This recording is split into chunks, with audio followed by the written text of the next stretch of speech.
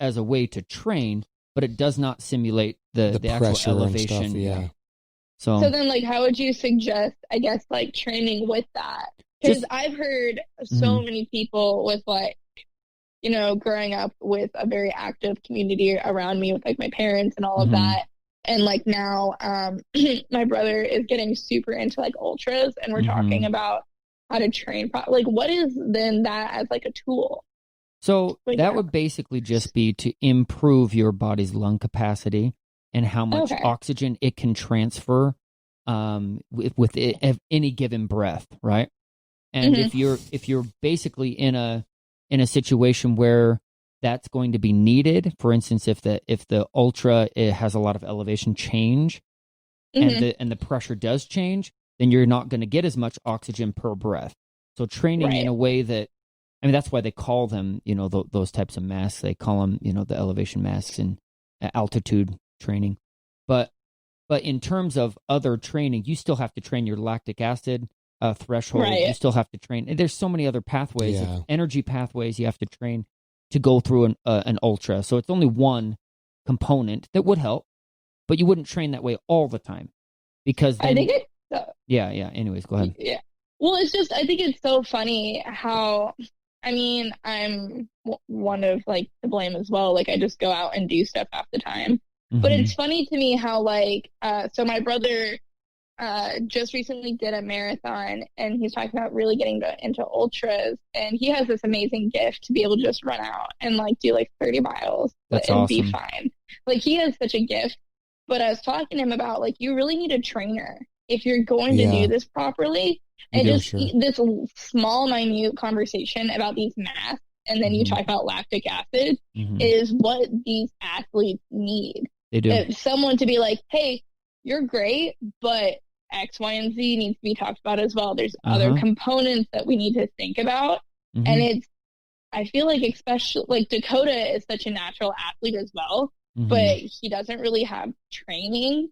He just kind of goes out and does it. And it's just marvels me that they can go out and do that. But if they had, like, trainers doing minute things with other components, how amazing they would be. Oh, yeah. And that makes me think of Seth Howland. Oh, yeah. Dude. He ran a 100-mile race.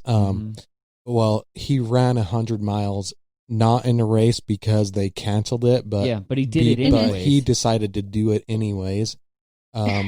Up Mount Sopris, and he did, like, laps of going up Mount Sopris, and it was a several thousand elevation change each lap. Oh my gosh. So, but the amazing thing is he has type 1 diabetes, and he used to be really fat, and, like, it's just amazing that someone can make up their mind to do that. Yeah, we should actually have him on the podcast David Goggins. again.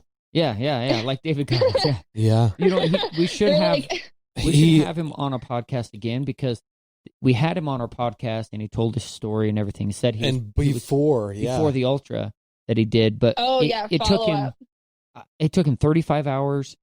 That's 35 hours of just work. I mean, like, it's not like... And he did it during the night. Yeah, and, well, of course. He's 35 hours straight. You're going, morning to night, back to the morning, all the way to the evening again. You know, like, that's rough. But he did claim that, or he gave a lot of credit, I should say, to his trainer. Yeah. He had a trainer. Oh, yeah. That's what I was getting at. Yeah. She was super awesome. She knew exactly, like, how to fuel, you know, where he needed his pit stops, where he needed to fuel up, and she basically trained all that. Since he has diabetes, he has to run with, like, honey stingers or whatever. Right. Yeah, in his pouch, and he just has to be ready to pass out or whatever.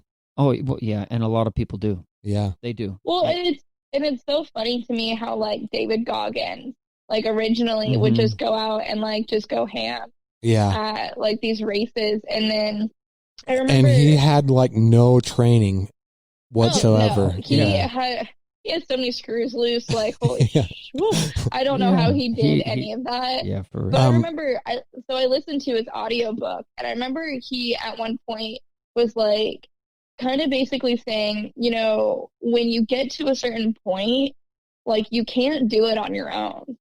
Like, there's no way you can do this on your own without not just support, but, you know, like a trainer, a plan. Like, in not that I think David Goggins has such a really big ego, but it just makes me think of, if it's big enough person who has all of these accolades, all of these amazing things that he's got under his belt, can admit that it takes a village to just live life, basically. Like, what are the rest of us like? Why can't we put our egos away and be like, I need that as well? Yeah, for sure. Which is insane.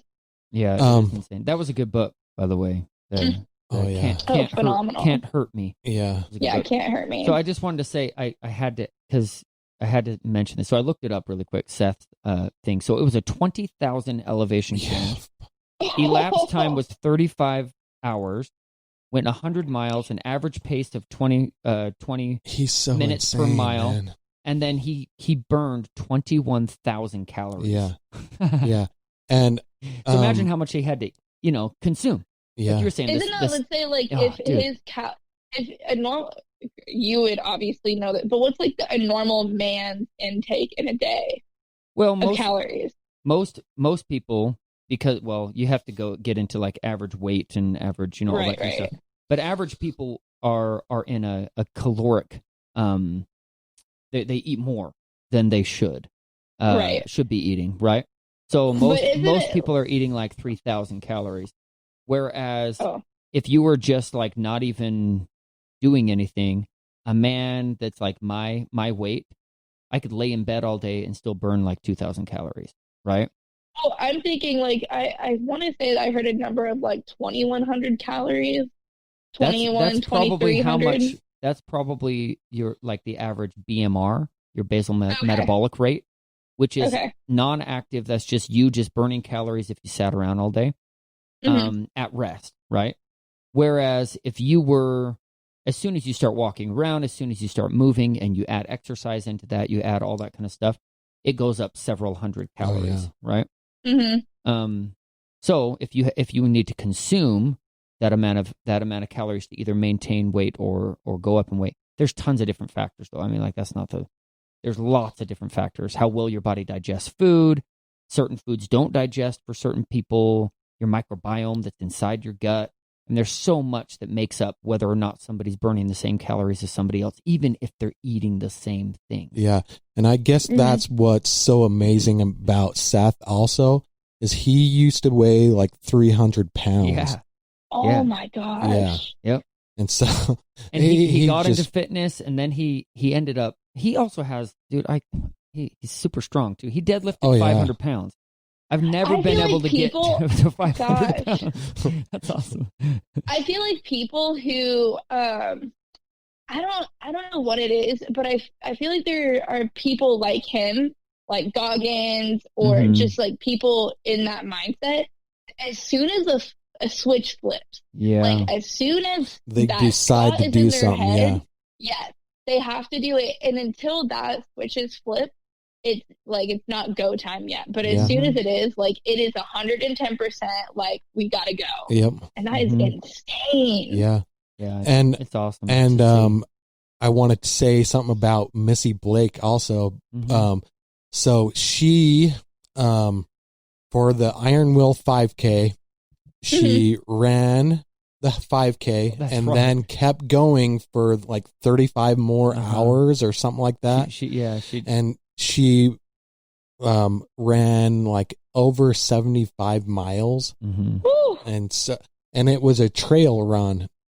Yeah, so it's awesome. We've met some cool people, man. This has been so great. Oh yeah, it's just to have this opportunity, and like the things I've experienced and stuff like that from this podcast alone is so like beneficial to me as a person. Oh yeah. Yeah. So when we think back on 2020, be grateful that I will be. So many people, you know what I mean? Like that, you got to look at what we gained during this year. And we had to interview people from out of state mostly, and because of the COVID virus or whatever. Right. But and so I would have allowed them to come into the gym, and I feel really blessed that like social media exists, and because that's how I've connected to multiple people. Well, and I think one thing that, I mean, I listen to the big podcasts, of course, like Joe Rogan, Tom Segura, like Your Mom's House. I listen to bigger, I guess, name or drinking bros, you know, who Jocko get all those guys, who get the Dakota Myers or the, you know, Marcus Luttrell or the David Goggins people, where you guys get the people who are achieving kind of like equal, like the Seth running crazy mileages, Missy going on for hours, who are quite frankly just these people who just kind of have a gift for wanting to do more, and maybe don't have a big name behind it, but they have a big goal, and they just go out and do it, and are just incredible. That's kind of our hope is when we get a little bit bigger and stuff like that, and we continue to grow, we help to spread these stories to more and more people. For sure. It's not about. Sorry. Well, I was going to say, I think that, like, I work with amazing people, but it's just like I'm a normal, everyday, average person who, of course, is listening to these amazing people talk about their, you know, stories and their dreams on podcasts. But I think it's equally, or maybe even a little bit more inspiring to hear someone like Seth with type 1 diabetes, who doesn't really have a crazy story. He just was like, I decided enough is enough today, and I'm going to lose these 300 plus pounds. I'm going to go out and run this crazy challenge.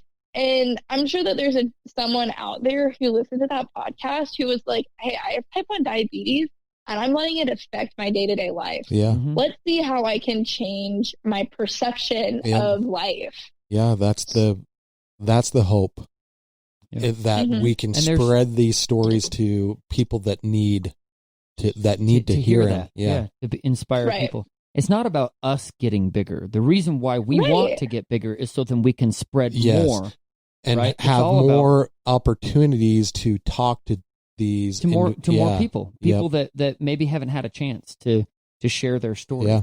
And some of them, and we've had some people that have written books. We've had some people that have, like, you know, that have kind of gone that way, and now they go and they do public speaking and things like that because of their story.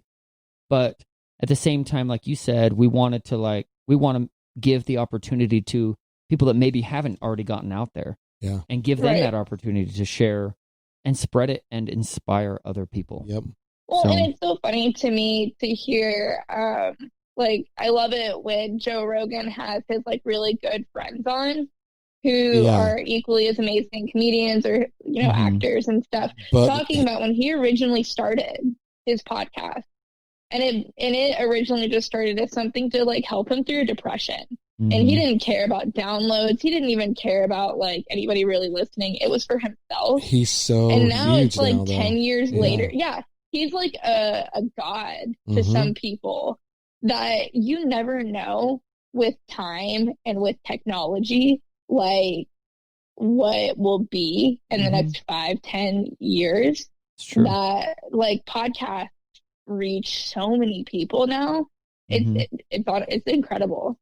Well, I feel like Joe Rogan in particular is like our almost our dictionary, almost. Oh, okay. Or our because we can learn so much from him by the people he interviews, and he's interviewed multiple different people and backgrounds. Sure. He's actually interviewed some people that have had traumatic brain injuries, and I've learned a lot of stuff from just listening to him. That's great. Well, and I think his podcast, I listen to his weekly, and then Your Mom's House with Tom